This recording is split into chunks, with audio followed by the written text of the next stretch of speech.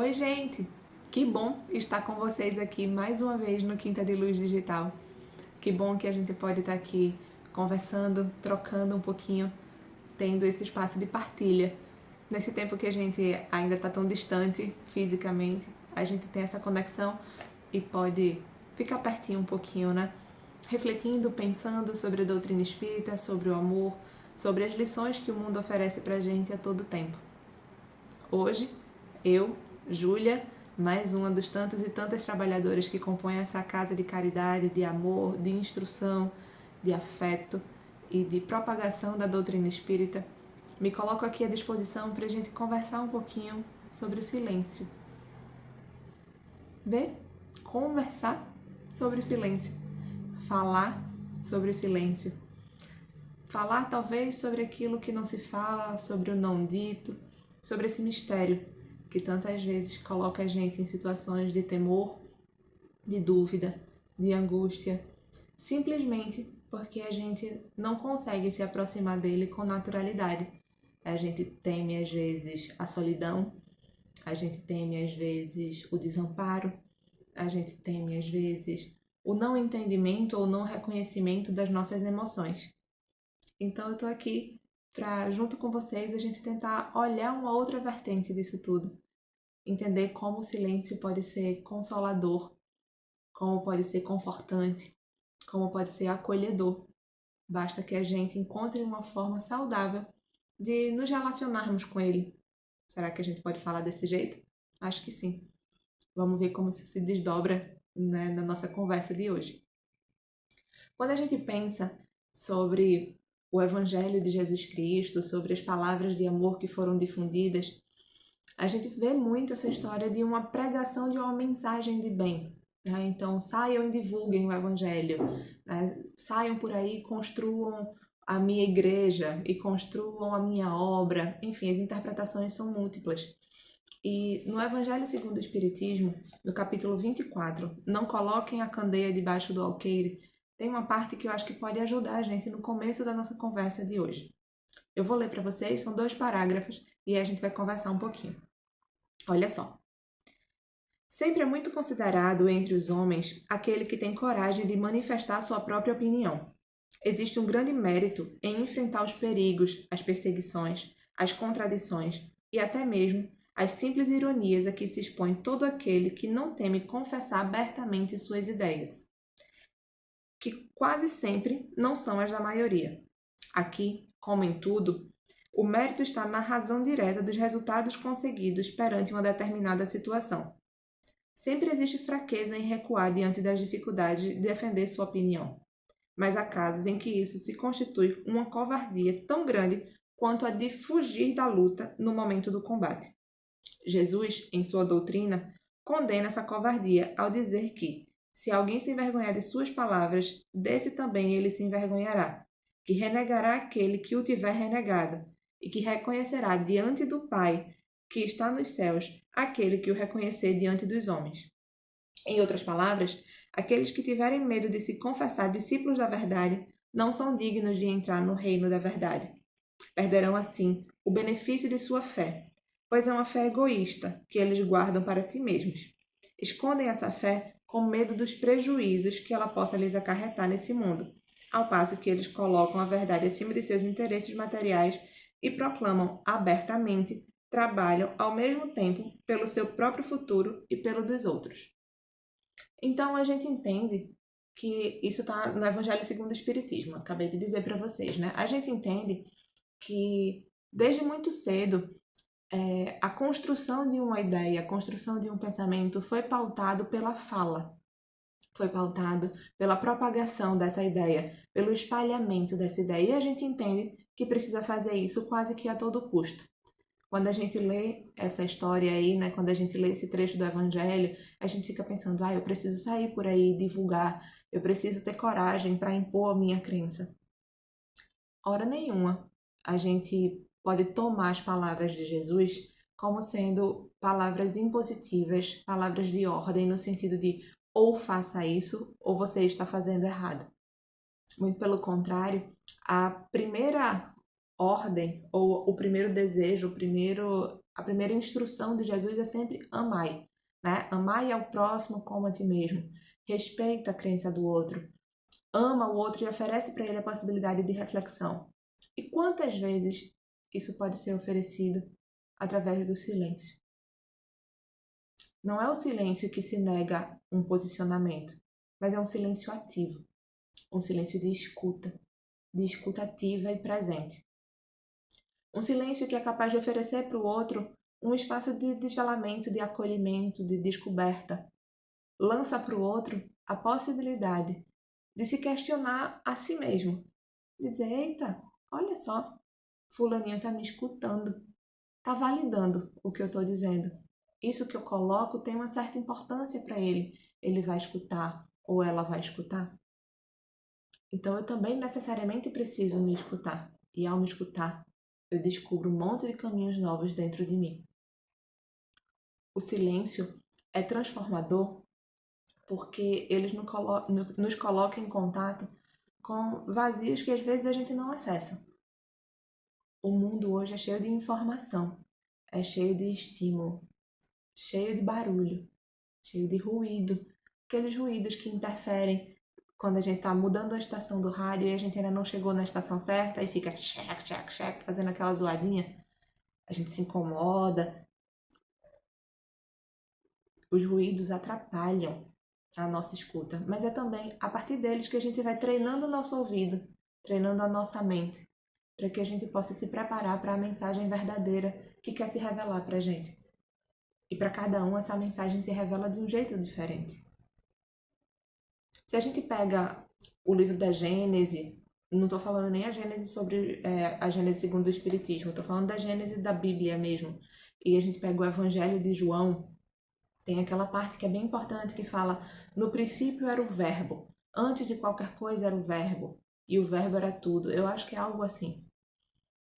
Mas tem até uma discussão a respeito disso, porque em algumas traduções se fala no princípio era a palavra. E aí a gente fala da força do masculino e do feminino, mas isso é tema para outra conversa. Mas se no princípio era a palavra põe a vida em movimento. O som põe a vida em movimento.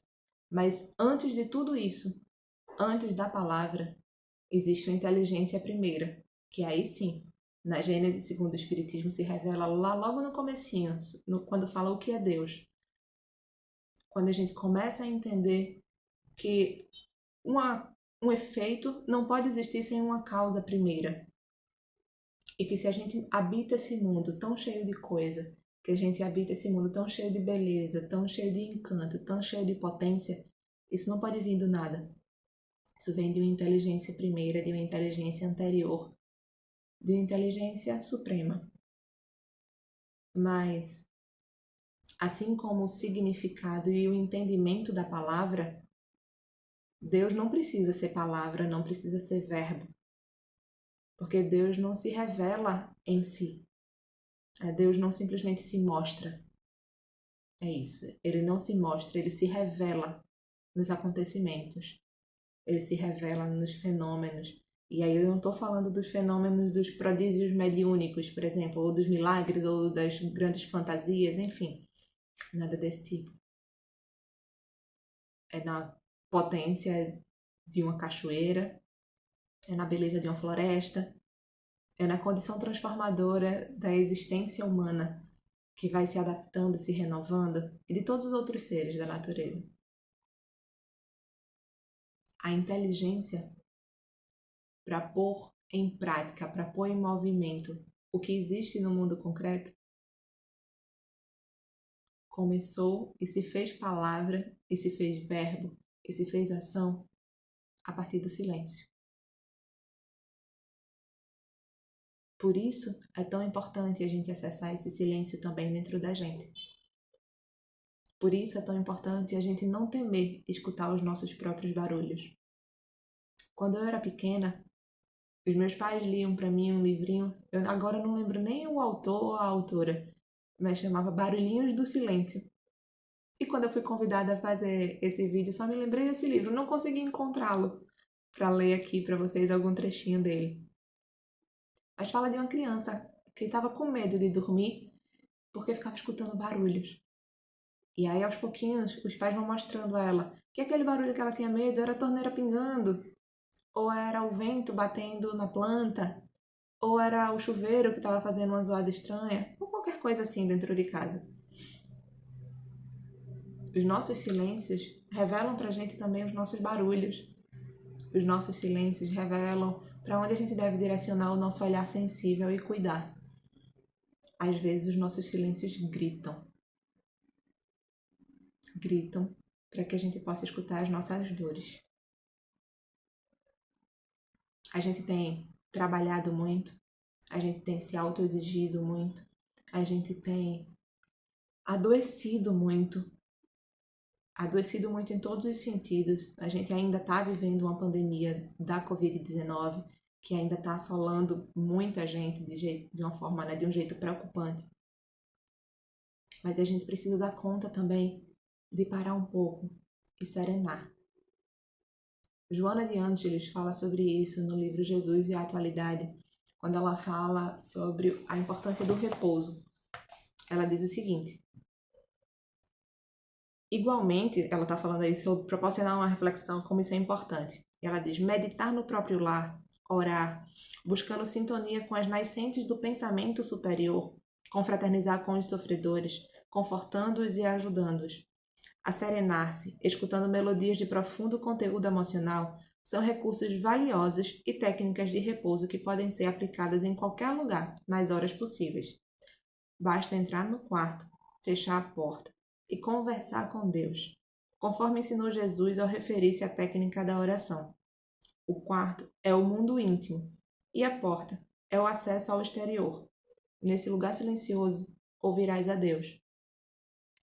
O quarto pode ser qualquer canto, né, gente? Pode ser numa mata, num parque, na varanda da sua casa, na sala da sua casa, pode ser no meio da rua. O quarto é o seu coração. É entrar em conexão com esse Deus e pensar um pouco sobre o que é preciso silenciar verdadeiramente, sobre o que é preciso escutar.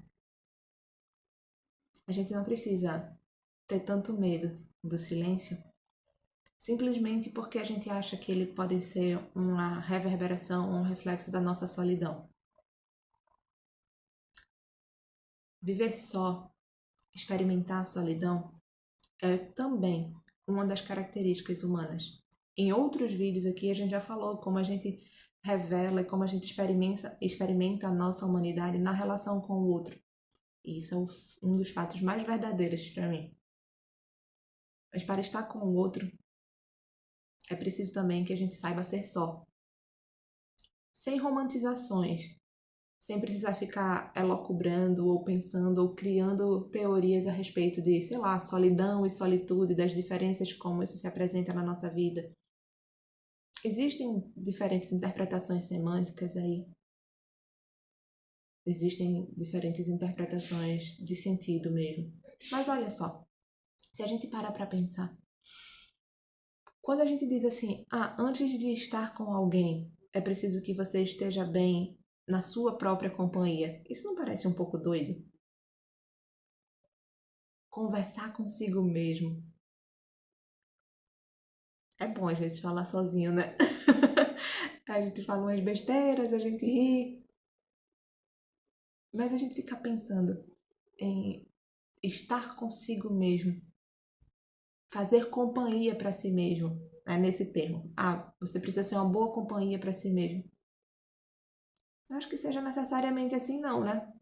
Eu acho que às vezes a gente precisa saber estar só, sem fazer companhia a si mesmo, apenas estar só, sem que isso seja avassalador, sem que isso destrua a gente, para que a gente possa estar no nosso silêncio, experimentando as nossas emoções, as nossas dores, os nossos amores, os nossos afetos. Se permitir não se apavorar, não temer,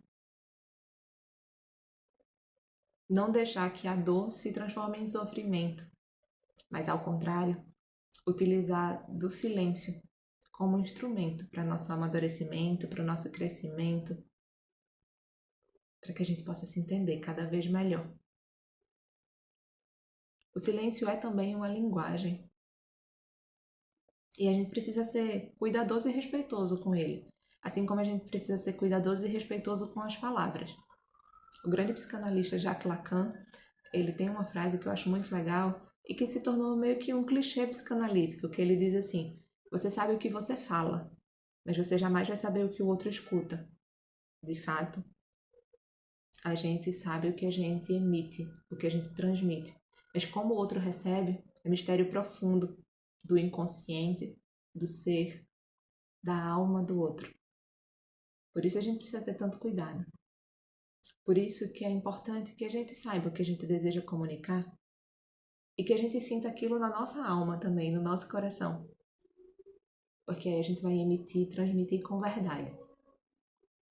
Quando eu estava preparando o vídeo para vocês, eu fui procurar algumas coisas a respeito do silêncio e eu vi uma frase de uma pessoa chamada Virgílio Ferreira. Eu não o conheço, mas achei a frase muito bonita que diz o seguinte: o vocabulário do amor é restrito e repetitivo, porque sua melhor expressão é o silêncio. Mas é desse silêncio que nasce todo o vocabulário do mundo. É desse silêncio que nasce todo o vocabulário do mundo. Um bebê no útero está em silêncio.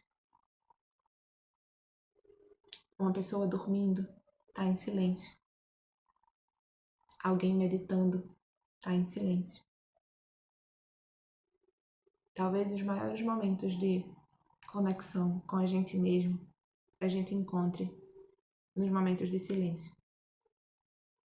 E o silêncio pode também oferecer para a gente uma chance enorme de conexão com o outro. Porque às vezes só basta que a gente esteja lá, ao lado, para ajudar. Talvez estar em silêncio junto com o outro, quem quer que seja, um amigo, um parente, um amor, um desconhecido, uma pessoa que você conheceu quase agora, mas que lhe compadeceu. Talvez estar em silêncio com alguém seja a forma mais profunda de conexão entre duas almas.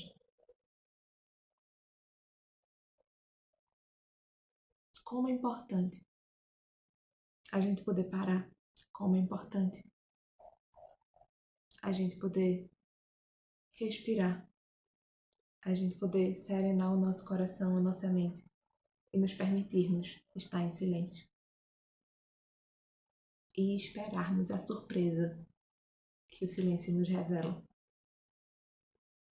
e estarmos de peito aberto para o que desse silêncio vier a ser, o que esse silêncio quiser nos apresentar.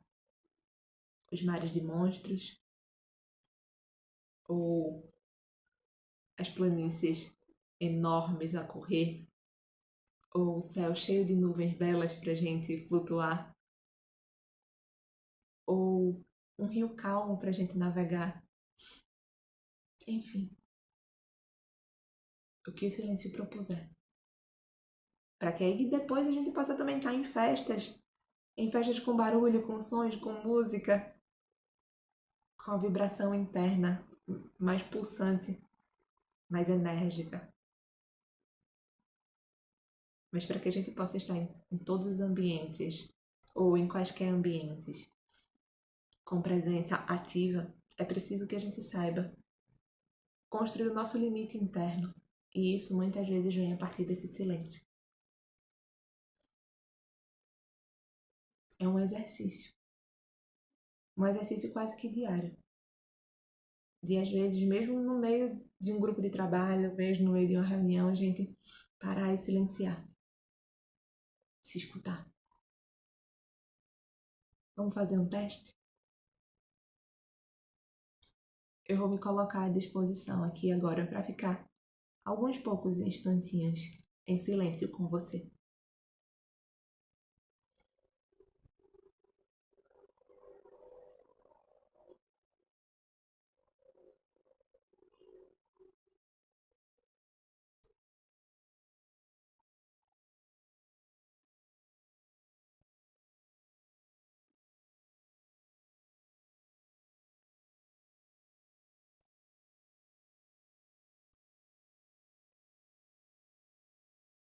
Como é diferente, né?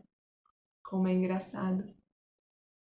Ninguém vem assistir um vídeo para ficar em silêncio.